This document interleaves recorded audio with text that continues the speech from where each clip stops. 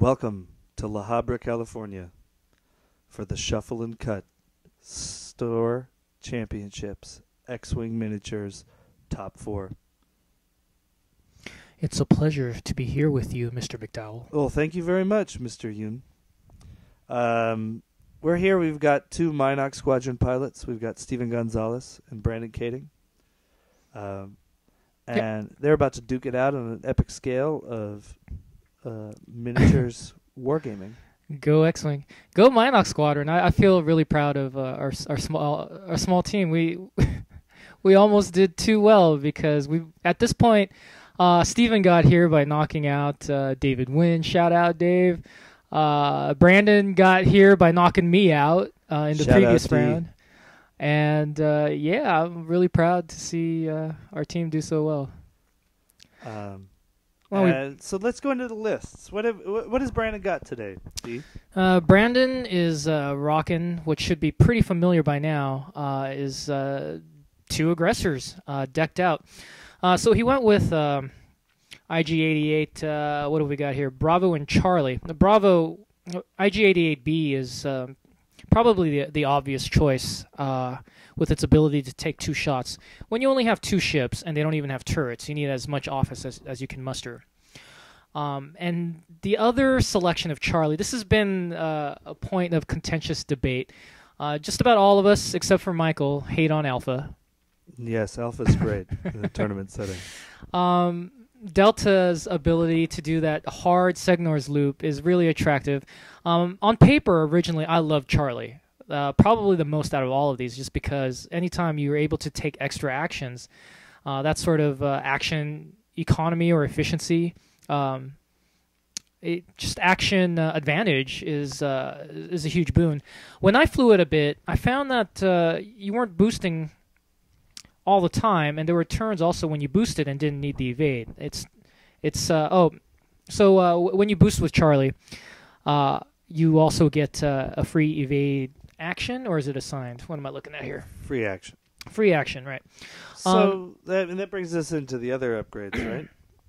Well, before we go any further, though, so leading up to this tournament, Brandon and I had, actually immediately before this match at In and Out, we even had a conversation about it, how I found Charlie to be not as good as I had originally anticipated. And then after that, he told me, wow, after that conversation, I started boosting all the time to make sure I got that evade token. And that's a different outlook on it because as I've said earlier, I'm a pretty impatient player. Right. Well, let's so for those of you who don't know, Brandon's IGs, both of them share advanced sensors, PTL, IG 2000, which lets them share abilities, and Autothrusters. They vary in that IG-88B, the one who gives you the gunner cannon effect, has Mangler cannon, which if you're not familiar with it, you get to turn one of your hits into a crit. And IG-88C is rocking the heavy laser cannon, which should be fairly familiar to you, and Inertial Dampeners. Right? So Brandon's got a ton of stuff going on. Having watched him fly, say, double Phantoms for a whole bunch, I got to say, I hate to admit this, if those of you familiar with me know that I'm a monster of ego, he's actually smarter than me. Flat out smarter. He's able to. He's just a genius with pre and post positioning. So with advanced sensors, he's able to push the limit, boost, take an action, clear the stress, and or boost at the end after his maneuver. He's able to do some amazing things with those aggressors. So the way he knocked me out, I had never played against his double aggressors. I just played against. Well, I hate to be this elitist, but here he goes. Lesser players than Brandon. Here he goes. They exist. Lesser players. All of you lesser players out there paying attention. I don't mean lesser than me. I mean lesser than Brandon. I'm putting out a $5 reward. However, in my heart, I am thinking lesser than me. Well, so bounty on his head, gentlemen. with the list I was running, dual aggressors never gave me much issue until the shenanigans Brandon was able to do. If we face off again, we might have different results because he won't take me by surprise again. But he is just Yeah, just nothing short of brilliant in terms of geometry. It's coming in with his action economy and his geometry. There he goes. He's coming quick. Boosted first, PTL'd to Clears take a the token. Stress. This is an important factor in how he plays. Pay attention to how he does it. It's very smart. He originally talked about this with PTL Phantoms. And obviously that doesn't work out because going straight forward on a Phantom is usually bad. I might have started him on this road because I was there when you guys first talked about it. We were talking about PTLing Echo. And then he asked if it worked that way, and you said affirmative. For those who don't know, who have not watched some of our previous videos, Steven is running Han with Predator, engine upgrade, R2-D2, and PPPO. Pardon me. And the Millennium Falcon. And then that's with 3 Tala squadrons. So it's the super durable, tanky, double droid version of the Millennium Falcon, able to negate up to checking for boost. Up to 3 damage every single turn once R2-D2 is in effect. Looks like those Talas are already in trouble, though. Steven might have been taken off guard by the IG-88's ability to just slam forward. It's not as bad as Rack's ability to slam forward. I mean, the difference between a 3 forward and a 4 forward really can change the way you're surprised. Well, let me put it this way. That's the way I want to put it. Because see here, he's just out. Because he did a 2-turn. If those Talas had done a 2 forward, they'd be in range. Those Talas are in trouble, in my opinion. Yes, they are. They're in big time trouble. For those of you who have not picked up an aggressor or looked at its dial, every bank is a green maneuver. And so you have incredible options. It has a systems upgrade. You can do whatever you need to do. You can get excited about accuracy corrector if you're just going to be kind of a statistician about it. It's all there. The only thing it lacks is my favorite maneuver, 3-turn. Well, I would argue that it lacks in outright offense because, yes, the dial is for a big ship is amazing. However, it has no turret, so getting it pointed, well, especially if you're running just 2 of them, right? Can you imagine how upset everyone would be if it had a turret? Well, that's obviously the balance. That would have been, I mean, there's 2 things people would have been really, really upset about if they put it on the aggressor, and that's pilot skill 7 and a 3-turn. Or no, it's not 3. What? I forgot even what you said. I'm so stuck on 3 turns.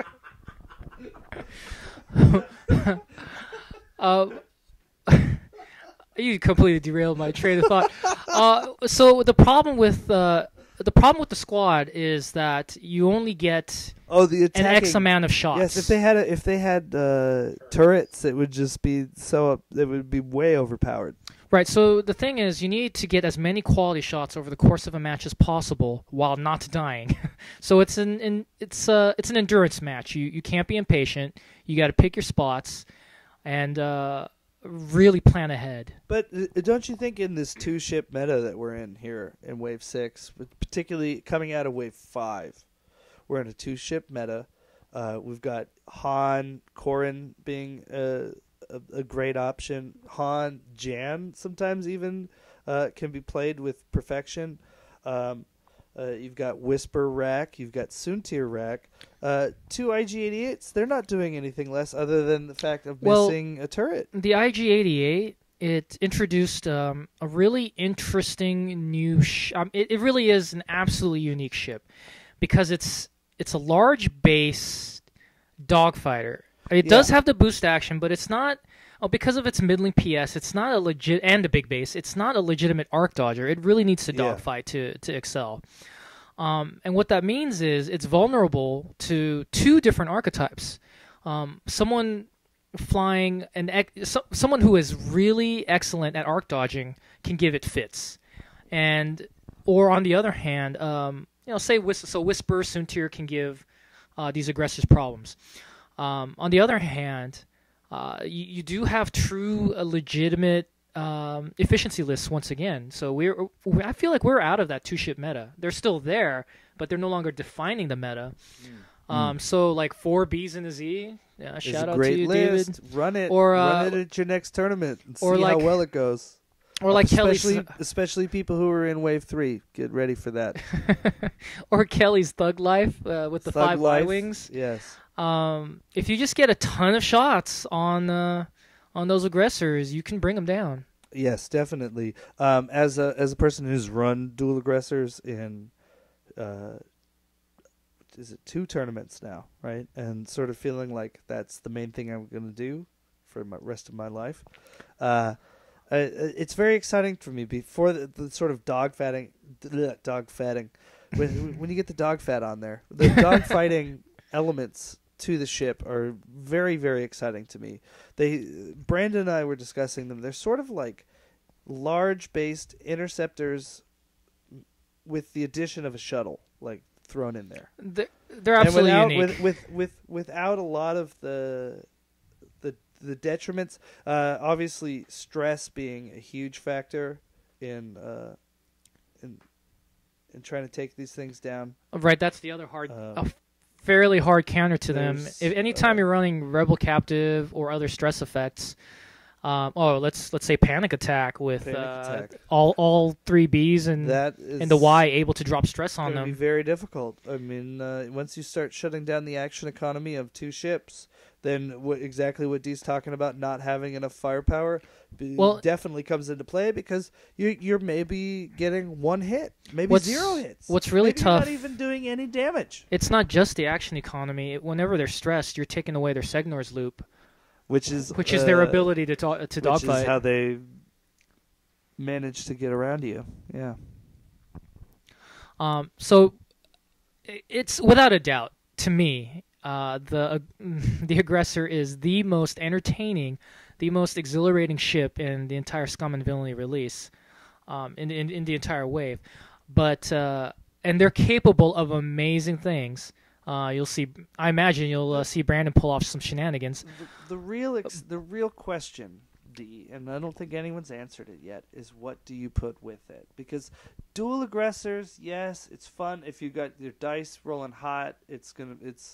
It's almost unstoppable. No, again, it's about flying better. It's about flying. You got to keep both of them alive. Choosing your right list, right? If you keep both of them alive, if you take out even one enemy ship, you're good. For anyone who has not flown dual aggressors, when one of them dies, you're in trouble. Oh, it's a loss. You're basically a loss, because you're not going to catch Sunterfell with one of them. You're not going to catch Whisper with one of them. Well, that's why Brandon's you might be able to take down Han if Han is at 5 hull and you're at 4 because of Autothrusters. But you're really putting a hurt on when you're losing that action, the dual pilot skills, and also whatever you've chosen for your EPT Michael, slot. I'm totally with you in terms of you lose one of those aggressors, it's 90+% of the time it's going to be game over. Well, you need to keep both of them alive. 50 points, 50 points is a hard number to make up in a 60-minute tournament. Well, and especially for ships, again, that don't have a tremendous offense. Yeah. There are a number of points I wanted to make about them. First of all, so they are great ships. They can be a tremendous squad, as we're seeing Brandon here in the top 4. However, they do require black belt, 8th Dan level jiu-jitsu to really maximize their potential. It's definitely not a squad I would throw out there as a beginning player. I agree with you there. It's definitely something where you need to start thinking about how you're placing asteroids comparative to the person who you don't get to choose where their asteroids go, because you need to be able to get yourself in the right positions. You need to be able to set yourself up for several turns ahead. You need to be able to have that insight into making it work. And something just occurred to me about the offense, right? I mean, he's obviously, with all these actions, he's not doing bad, but it's something. I mean, he's spent 11 points to up the offense. on this on his list here, right? With heavy laser cannon and Mangler cannon, that's 11 points just to make the offense good. So I just want to mention that. Well, it's to maximize the ability of Bravo. These ships comparative to other 2-ship lists definitely do not have the action economy, or not the action economy. The Asteroids offense, do not concern me. the offense that we're trying to talk about. So here, Advanced I feel like I'm Sensors getting Push the derailed. Limit is amazing because he just went through a rock, but still has all his his action economy. And it didn't matter, or did he take a hit there? One damage. Takes a hit.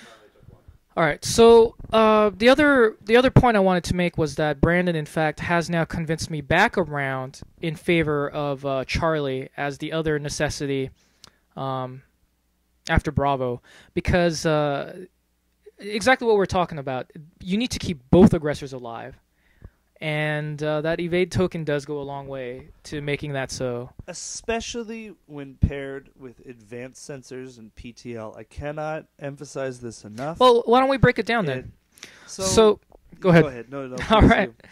All right, so Advanced Sensors lets you take your it's basically take your action step before you execute the maneuver on your dial. So what's happening there is the aggressor, he's able to say take a focus or a boost, and when he boosts, he gets a free evade. So he's able to take 2 separate actions before he even maneuvers. And then the penalty for pushing the limit like that is a stress. However, most of the time he's just going to execute a green and clear that stress right then and there anyway. And so Stevens K turned back around, realizing it's the futility of trying to run away from the aggressors. He has set up his Millennium Falcon to flank. Well, the other thing that Steven's trying to do is he's trying to make sure that Autothrusters are not as much of a factor. Oh, absolutely. By getting worked. them in the arc. You have to get them in the arc. Engine upgrade is so important on Falcons these days with aggressors out there. You have to get them in arc. And continually, that's why the aggressor is a really awkward, difficult ship, because at pilot skill 6, you're outbid by any of those elite skill pilots and arc dodgers. And really, you can't afford to put veteran instincts on them to bid to 8 because 8 doesn't avail you either. Enough. 8 is not good enough. For anyone who thinks 8's good enough, think again. Okay, this is the video for advice. And we're seeing Tala's basically melt under the withering combined fire of heavy laser cannon with focus, Mangler cannon with focus, and both cannons, if somehow they should miss, get to take a second shot anyway. Which, for the way that these things move, may or may not be a problem for Steven, as he's again has the higher pilot school. He's moving first. He has the opportunity to pilot kill them, as D calls it, skill kill. And ooh, I like that. Skill at them. You know, what else does he have? He has the turret. He has. I mean, yes, it's slightly pulled back with Autothrusters, but he can. Well, and all he has to do is get one of them, and he has a huge advantage. Well, if he gets one of them, he'll probably win. Almost guarantee a win. In the time format, however, right now he's down already in the blink of an eye. 26 points. Soon to be 39. And not only that, he's lost a couple of valuable blockers because I really think I do believe Steven here failed to anticipate how quickly those aggressors can close. Yeah, that's a pretty standard maneuver Steven's pulled on a lot of his opponents. Suckering them in, K turning back, and pincering them. However, it's not really a pincer when the ships being entrapped are able to move, hustle, and hit like that.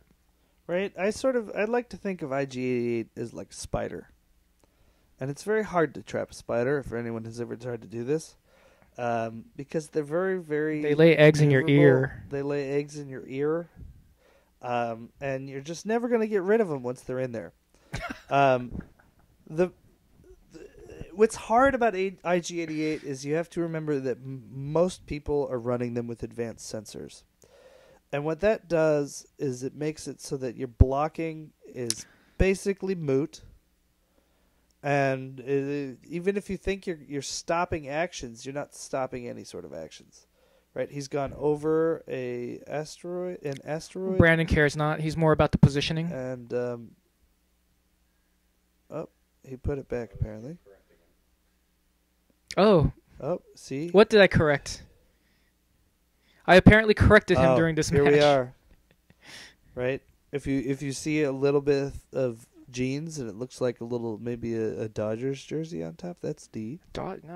Yankees. Yankees. Let's Ooh, go Yankees. Fighting words. And if you see a very colorful gentleman wearing some bright pink shorts, that's me. So there we are. That's the two of us consoling each other from our respective losses. Yeah, because I did very poorly in this tournament. Please let no one forget that. So this is a pretty rough matchup. For all the things I said negative about Dual Aggressor, this is a pretty tough matchup for Steven.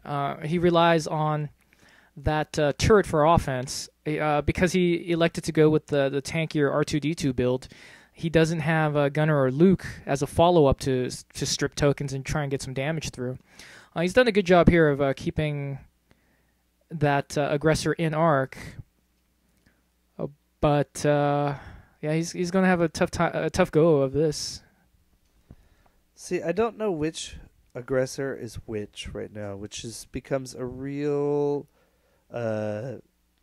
sort of troublesome yet interesting thing, because let's say that it's let's say C is right there in front. He's measuring to C right there. That's a heavy laser cannon, and he's not going to shoot at. Maybe he'll take a pot shot at the Z95, try to get it out of there. But if he misses that, he's going to shoot right back HLC at Haunt. And then your other aggressor in the background there, he's going to get a shot on Haunt, at least do 1 damage, most likely, with the gunner effect of beta, as people like to call it. I've had an internal debate regarding that for when I do fly double aggressors. I want to paint one to make it stand out, but at the same time, I feel like that compromises their personality thematically. Oh, well, and the other thing, too, is I think that as an IG-88 player, granted I didn't play in this tournament IG-88, I want you guys to know that. As an IG-88 player, I like when people are confused about it.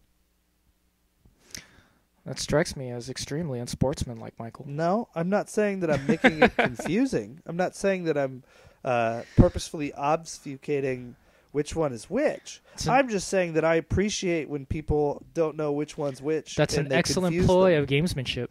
You know, I mean, you once talked about going to Arizona, and there was a player there who had Sunterfell and Carter Jacks. Correct. And the player had put the 181st on Carter Jacks and the Royal Guard on Sunterfell, and so you caught yourself several times from what you told me. I'd be staring at Sunterfell, being worried about realizing that it wasn't Sunterfell. Right? No, the other way around. Worried about Jacks, but actually staring at Sunter. Yeah.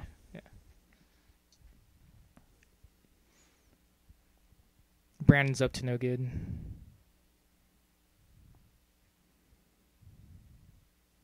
He is about to really pace that Falcon.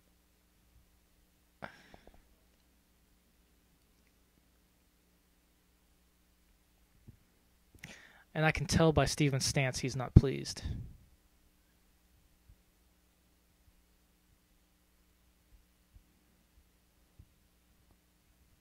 I have this overwhelming urge to just punch him in the jeans right now. Just through the screen? Just walk up to him, give him a rap. It's hard seeing our close friends knocking each other out. I don't know if if you can see that, but that's apparently the magic, of having a computer in your pocket. I hope everyone takes a moment to thank Matt Murphy, owner of Shuffle and Cut in La Habra, California. What street are they on, Max? Lambert Avenue, I believe it is. Go down there, spend your money. It's a very clean store. It's a beautiful store. Discounted prices for everything, says Max. I did appreciate that. Less than MSRP is impressive. I can't tell you how well organized everything was. I really can't, because I lack the words of description.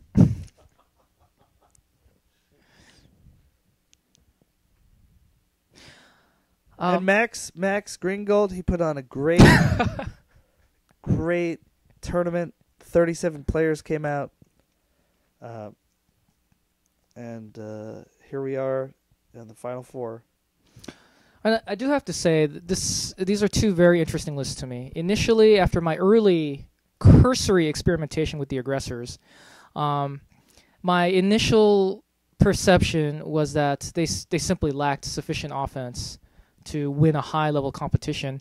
And I had a number of other X-Wing players that I respect concur with my assessment.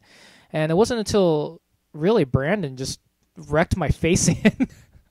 And so in our match, he both outflew me and outdiced me. So it was completely lopsided. And I just walked away kind of, with PTSD. It was rough to watch.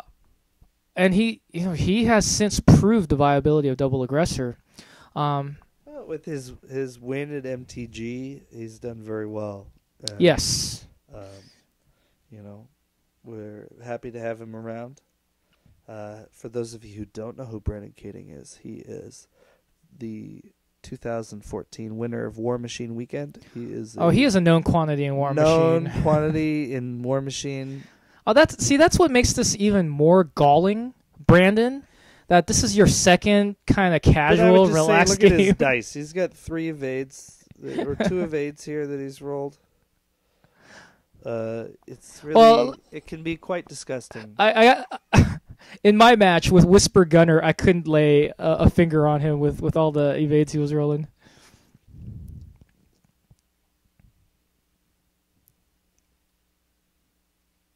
And then Steven's continued investment in Fat Han, I found fascinating as well. Just about every other player I can think of jumped off that bandwagon as soon as Autothrusters hit the scene. And he made it work. He made it work with Autothrusters on the scene at Emerald Knights, right? Correct. Right. He faced Autothrusting A-Wings in the final table there and pulled that out. Which A-Wings were they? Green Squadrons? They were just Protos. Protos. It's interesting. I never think that you would actually spend money or points on those. You would have to fly them very differently. I tend to fly them aggressively as blockers and skirmishers. Was it all Protos? Or 2 Protos. And what else? Fat Han. The truth comes out. So there are still some stalwarts flying Fat Han, which I find interesting. And this is the one really tough matchup for them. Because it's not just a matter of getting lucky a couple of times and blowing up Suntir. You have to either fly extremely brilliantly to keep those IG-88s in arc, or get lucky half a dozen times to burn down their shield and hull. Yeah. Max just informed me that we're around 35 minutes has just been called. So we're still on the upside of the game. Still got a lot to go. Anything can happen. I hope that you guys are having a good time. Steven making sure that he's... Look at that face. Not going to... Look at that despicable face. Not going to hit an asteroid, I think. He is the personification of scum and villainy. They should swap lists. Perfidy is all I see. Thank you, Cormac McCarthy. Look at those vainglorious arms placing those dials. It's all trickery. So, again, deceit. We've got a beautiful FFG playing mat. Tell me what you think about it, Max. This was actually the first tournament that they were released and that I had seen. And Matt graciously opened up a couple boxes so that we could actually have our tables with those mats that were being recorded. So I appreciate his help with getting that set, because otherwise you see that wooden board underneath, it would have just been that. And if you're looking at any previous videos that I've ever posted, that's what you'll see as well. So they're beautiful. They seem to have been well received by the players. Ships weren't sliding around too much. And it's a lot better than any of the other like final mats or anything that I've seen. So definitely something that I appreciated. I love them. I bought one myself, and I'll be using that instead of some of the other ones that I've used in the past from now on. Thank you. Earlier we were talking about. Shouldn't we receive some sort of cut from FFG for that endorsement? We'll deal with that later. Are you pocketing that, Max? Yeah, well, when it starts, well, forget about that. So I don't know if it was this podcast, whatever this is, or the last one. We were talking about when you mark a ship and you accidentally just look at that amazing Signor's loop. Brandon earlier, he had just picked up the mark for Han. Now, on purpose. We may never. The world may never know. You know, when it's Minoc on Minoc hate, I think everything's game. Everything is game. Look, I'm about to vape. I think iocane powder is a valid choice here. It's always a valid choice. What in the world can that be? Right.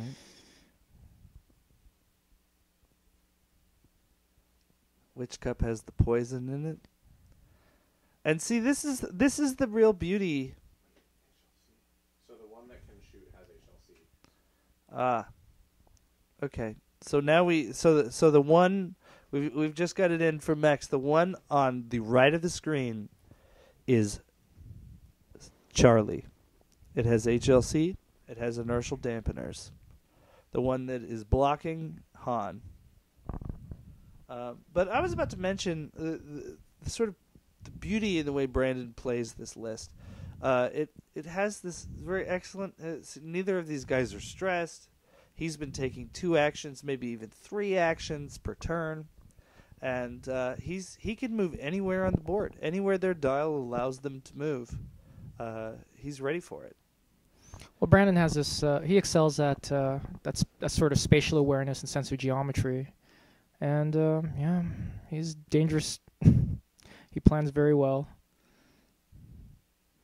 And Steven's relying on Han's inherent toughness, and but unfortunately his offense is compromised now. I began the match talking about how the IG-88s have limited offense, but in this particular matchup, it's Han that's suffering from offense because of how many hits the Autothrusters negates.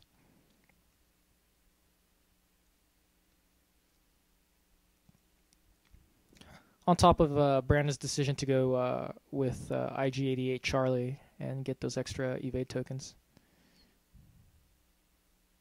Yeah, I thought he had done the Signor the previous loop, but here it is.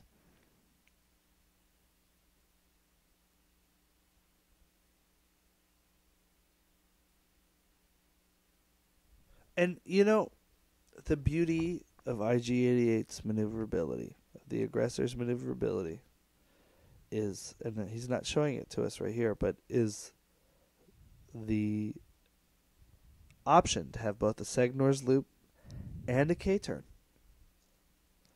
It really makes your opponent have to really, truly second guess. In fact, most of them forget that you have a K-turn until you K-turn right in their face and hit them with the auto blasters. The thing is, those maneuvers do cover a ton of ground, so it is difficult What I'm saying is Brandon is just making it look pretty easy, but it's not because of asteroids. It's tough to get those big bases in places where you feel comfortable K-turning and Segner's looping and boosting to set up future turns. Which is why I recommended at the beginning of this video to come up with a strategy for how you're going to place your asteroids. Think about where the other person is placing those asteroids and start moving your asteroids around in a way that like won't be awful to fly through. It's that. I mean, it's that's going to both be easier. Something it's of going to be a lot easier if your opponent has a big base ship because they're also thinking sort of a similar thing. You know, that's both a science and an art form. The theory of laying asteroids. The last one's down. Has had some good articles on various places, but I still feel it's largely unexplored. Well, and I think it's hard to explore it in any sort of thorough way with the sort of variation that's possible with the both in play and in placement. It really becomes... Well, the problem is that it keeps shifting. And it keeps shifting as the game moves on, as new ships come out with different dials, with different ways of trying to catch other dials. I mean, it's why TIE bombers are coming back. Excuse me? I didn't get that memo. Yes, you did. You got that every time I place second place behind you at the store tournament with TIE bomber lists.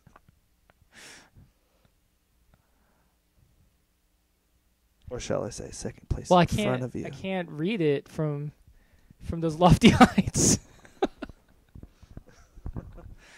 So here's the thing, I'd be all impatient to go after the Falcon. Brandon here recognizes he's got a nominal but decisive lead, and he's being patient. He can take his time, pick his shots, and dogfight. And he's putting Han through his paces, forcing Han to boost around to get any sort of shots at all, which takes away his ability to target lock or focus attacks.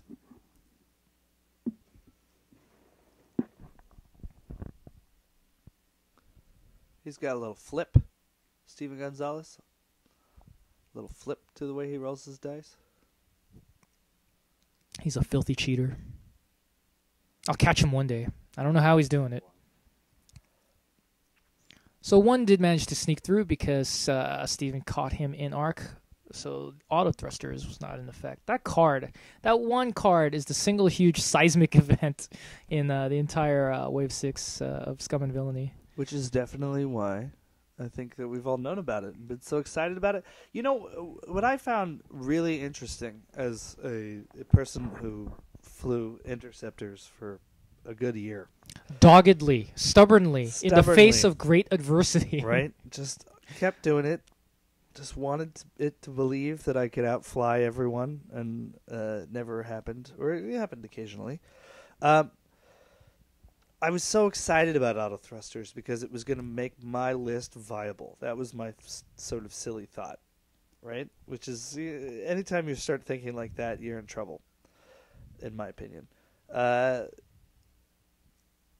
In this tournament, I flew my list, 2 interceptors, a shuttle, very similar to Whisper's shuttle, Soontir, right? What a magnificent maneuver Segner's loop is for a big base ship. And it didn't have... I mean, yeah, definitely on Soontir Fell, on the aggressors, on anything that can turtle, it really is awful. It's absolutely awful.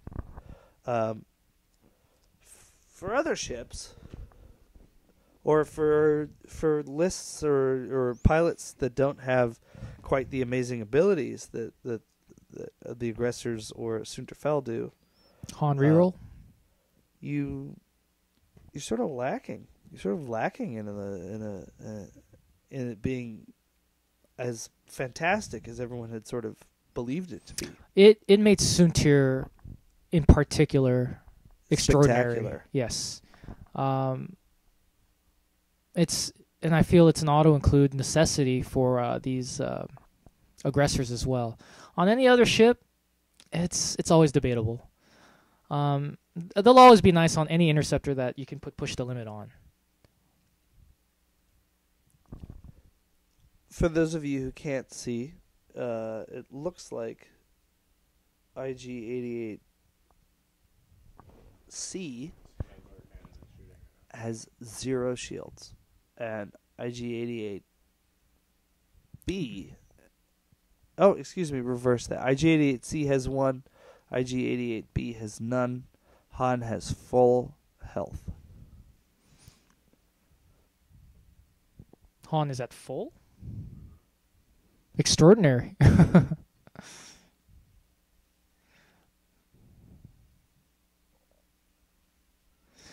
Steven's absolutely done the right thing in just making sure that he's attacking in close proximity within arc. Against just one, you know? Against just one. What did you say? Han just took 3 hits.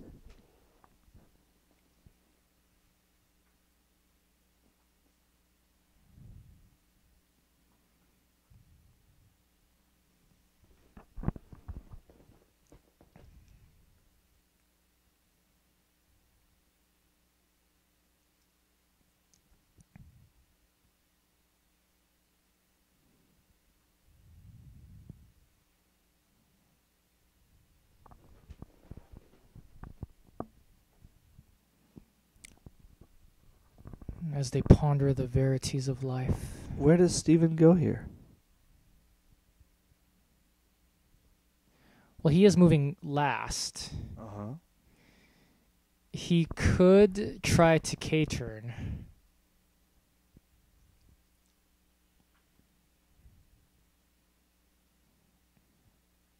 And really, that's the only option he has if he wants to negate Autothrusters. It's not necessary. Steven shouldn't panic. He could absolutely swing hard right, come back around for another pass. The question I have is... It depends how eager he is this turn to have what kind of shot. The guy in front of us, right? The IG right in front of us, he has stress, does he not? Yeah, he had done Segnors.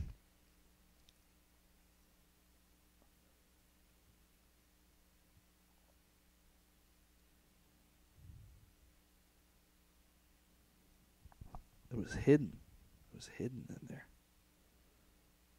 So I think this is the way to run. This is the ideal way to run 2 IG-88s against a Falcon. How's that? You constantly have a different one coming in, shooting at it for two rounds, and then the next one tags in. It's like tag team wrestling. Well, so Brandon has done a good job in ensuring that the damage done to his IGs was split. Yeah, I mean that's if losing one is really as much of a problem as you and I like to believe it is, then I think that's the best way to do it, is to sort of draw fire from one to the other. And in fact, there is the K-turn. Oh, if Brandon loses one of these, Han moving last with engine upgrade can arc dodge a whole bunch. And would probably have it won. Take the game.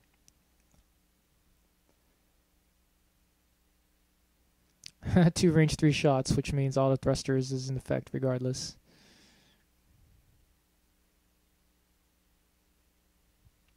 Little Predator. 2. Autothrusters gets rid of that. Spin a target lock.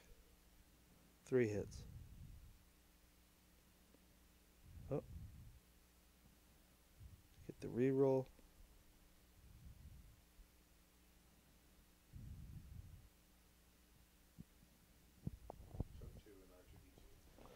Took 2 and R2D2. Hall has 1 Han left. And this was I always keep saying Hull when I'm in Shields. This is great. That second crew member on the Falcon had been having a good time. Had been something of a point of contention between Steven and me for ever since Scum and Villainy came out. I tried to, well, based on my beliefs, I tried to convince him that Luke Skywalker was now necessary in a post-Autothruster environment. And when he ran it, he didn't like it. Just some strange variances in the small sample size, it didn't work out for him. And here he's running R2-D2, which is an incredibly defensive, terrific upgrade if you're facing more traditional lists. But when you're relying predominantly on Han's reroll for offense, or the single reroll of Predator, right? He's having a difficult time mustering enough offense to crack through both the high 3 agilityness of those aggressors on top of the Autothrusters. Well, both of them are packing. And on top of that, you have to remember IG 2000, right? Sharing the abilities. IG Beta, IG 88 Beta is mean. He has Gunner basically built in, so PPPO is just not going to do his job. He's going to be, and you have 2 ships like this. It's not just one. It's not just Rack with Gunner. It's not just taking that gamble. You're negating 1 per turn, but no, you're still. It loses. And that was a good eyeballing by Steven to get out of arc. So you could see what this match would look like if there was only one of those aggressors on the table. You'd be seeing a lot of solo sad aggressor. However, with 2 of them, and I mentioned this in a match before, or when we were talking about Dash Rendar, how the only way to really capture him is to pincer him with 2 highly mobile ships. Yes. And we're seeing a similar effect here with Han Solo. Mangler cannon, a hit and a crit. And that's Takes 1. And then R2-D2 just leaves it there.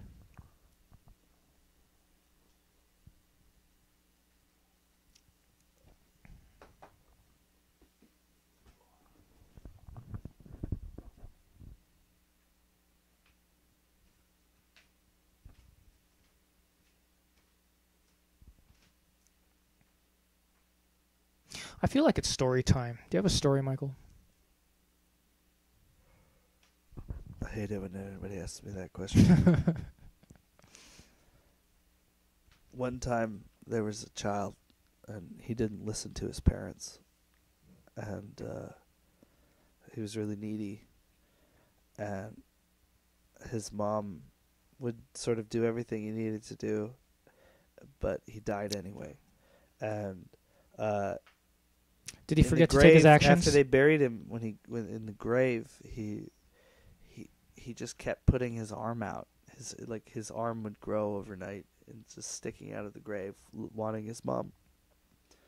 And they'd go and they'd push it back in, and they'd push it back in. Right, he was a little spoiled, and this happened, several dozen times, and finally his mom went there and she struck his hand as he reached out of the ground, and he pulled his hand back, and rested in peace for the rest of the time.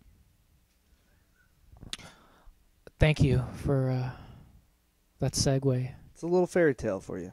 Excellent. So for those of you who are wondering how Brandon just keeps dropping those tokens on, that's the power of advanced sensors on those aggressors. He's just able to. Also, the one closer to us in the image, just able to take a focus and flip around. Still has his action for offense. The other one, boosted, got that free evade token, and then K turned around, and that really was. I have to say, Brandon just makes it look easy because based on where those 2 IG-88s were on the prior turn, you wouldn't think they'd just line up perfectly like that. Both aimed in the correct direction. That's just. I'm jealous, honestly, at how good that flying is. Brandon one time at a tournament gave me the best compliment I ever received in X-Wing. He yelled at me, "I hate you, D. That is so good." And so on this turn, I'm reciprocating. I hate you, Brandon. That was so good.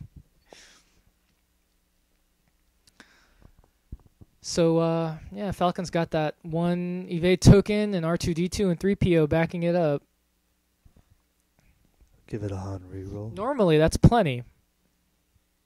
Against one ship, it'd be plenty. No Autothrusters, everything makes it all right. He doesn't even spend the evade tokens. He also, if I remember correctly, rolled incredibly well in this game. He got lots of evades. Natural, as they like to call it. He's trying to decide if he wants to use the PPO. Well, Steven also needs to be wary of the gunner effect follow-up shot if he negates all the damage, which could be worse, especially because it's still backed up by a focus token.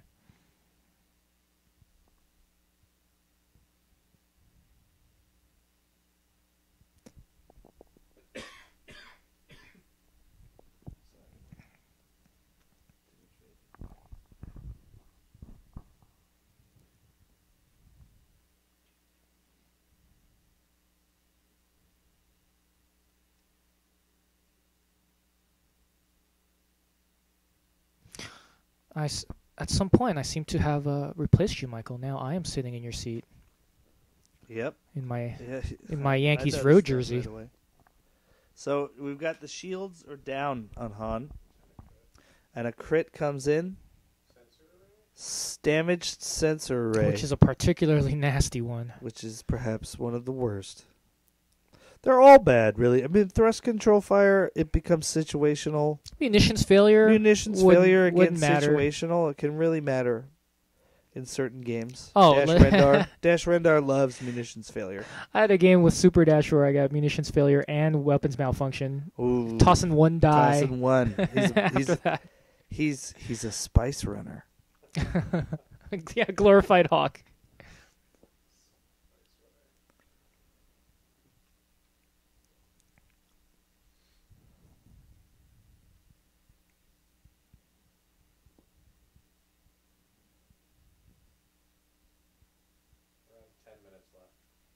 There's approximately 10 minutes left in this game. Brandon has got a couple of guys, whole total. He's got one of his guys only has 4 hull left, 4 hit points. The other one, it appears to me to have 5. And Michael's green sweater has replaced me once I'm again. back. Everyone can ponder my belly. Or watch some X-Wing. There's X-Wing happening. I was fixated on the belly. I'm trying to think what. At this point, it's looking grim for Steven, and I'm wondering if. What would you have done differently in retrospect, in hindsight, with the glory of hindsight? As Steven? As Steven, If yes. I was Steven and I had known what he was thinking differently here. I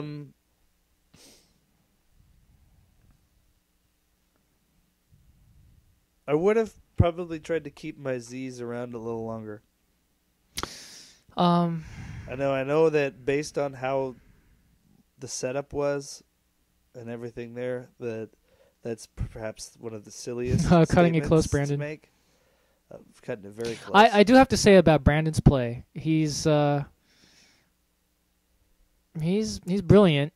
However, sometimes he pushes the envelope a little too far, and he can take himself out of matches with trying to pull off something extraordinary. Which is why I think he and I get along so well. Yeah, if I were Steven, I think in retrospect, seeing how this did go down, I think just a straight-up joust to open the match would have been more effective. Perhaps.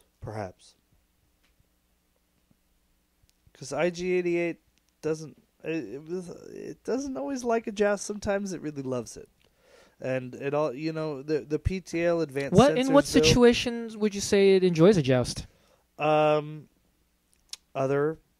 IG-88s. Just Well, toss the coin flip and hope for the best. No, I mean, it depends on your build out. Everyone has different builds. Everyone chooses different things. And that's, as the with popularity. Autothrusters, it loves the joust because at range 3, you're very unlikely to do damage. You're getting the bonus. You're getting double bonus, in fact. And at range 3 for it's firing cannons at you, so you're not even getting a bonus.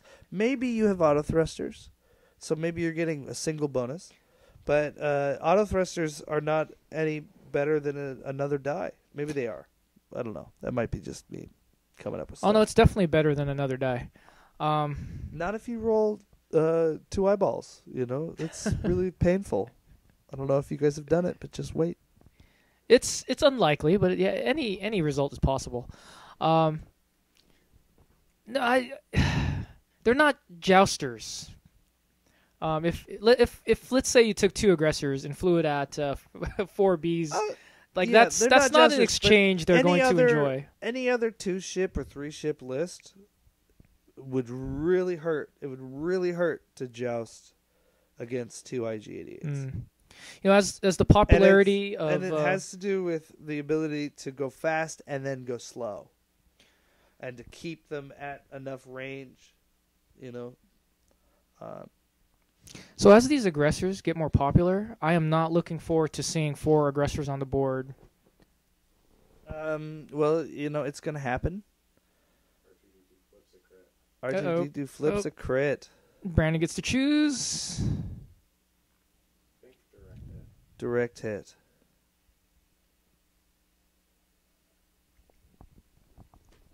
You're not going to see 4 aggressors on the board, D, if you're not playing 2 aggressors. So, it's, thank you. You're welcome. I had not realized this. It's going to happen a lot. It's definitely going to be a popular build. There's a lot of different variations you can do that have to do, or that will do better or worse depending on your play style. The reason I bring that up is just the possibility of 0 points being killed. It's a rare occurrence now, and it'll still be a fairly uncommon occurrence, but I could entirely see 4 of these aggressors just maneuvering for the full 60 minutes, and several of them walking away with still several hull intact, and resulting in a tie.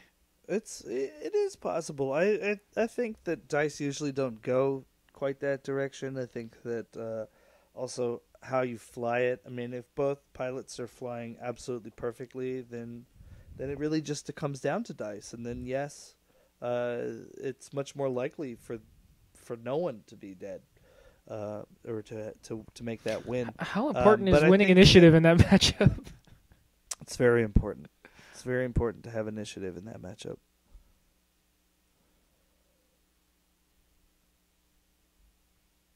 This is going to sound very silly, but it's important enough that I would get rid of inertial dampeners on not one, but both of my IG. Go 99 points? I would go to 98. I'm not... Well, some people only have it on one. That is true, Max. I am not... Including Brandon in this particular match that we're commenting on. I'm not willing to go below 98. I think that going below 98 is a bad deal. Well, if it's it's a bit specific just to the mirror match. I don't really see a reason to go even 98. Yeah, and it's very specific to the mirror match. And I mean, winning initiative at pilot skill 6 is only an IG-88 problem. No one it doesn't matter. It really doesn't matter. I could have.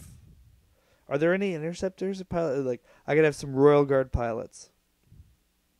Right? At 6? At 6. I can't remember the last time I saw one. I don't really care. Well, it was probably when I was playing them, because I've definitely been playing them quite a bit. Worlds 2014, and I wouldn't even care who had the initiative, to be honest with you, at that point. It doesn't matter.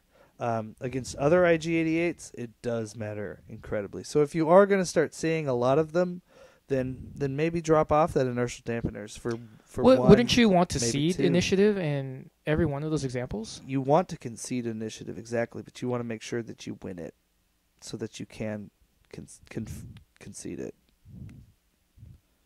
I believe the word they use is defer, which I like better. It makes me think of football.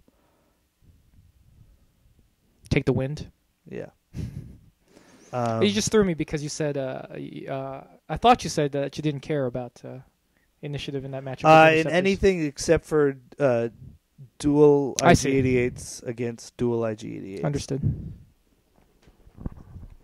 There's nothing else that frightens me at 6. Echo might, if Echo makes a reappearance, then that might be. That's a tricky thing. I've been trying to figure out ways to bring Echo into the competitive fold. Honestly, Echo would be a great choice if IG-88s become the predominant list, because IG-88s trying to chase Echo are going to have a lot of trouble. Honestly, even Whisper is a great hard counter. He's very hard. She is very hard to catch. You have to have two of them. If you Brandon, don't have two of them, Brandon you will not just catch plain outflew my Whisper and snickered me. Never again, Brandon. But he's also, a great a great phantom player.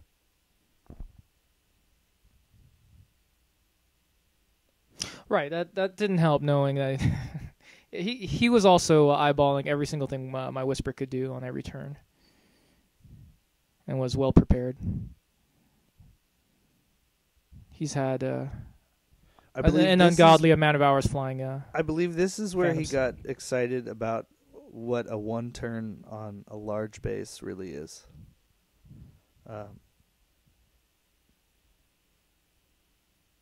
Max can give us the head nod for that. And that right there is one heck of an exciting move by Steven. Right? Very close. He goes off the board. He had to try and evade the presence of IG-88. And he captures Han Solo and puts him in the carbonite. Oh, how distressing. Well then. Thank you again for watching Shuffle and Cut TV.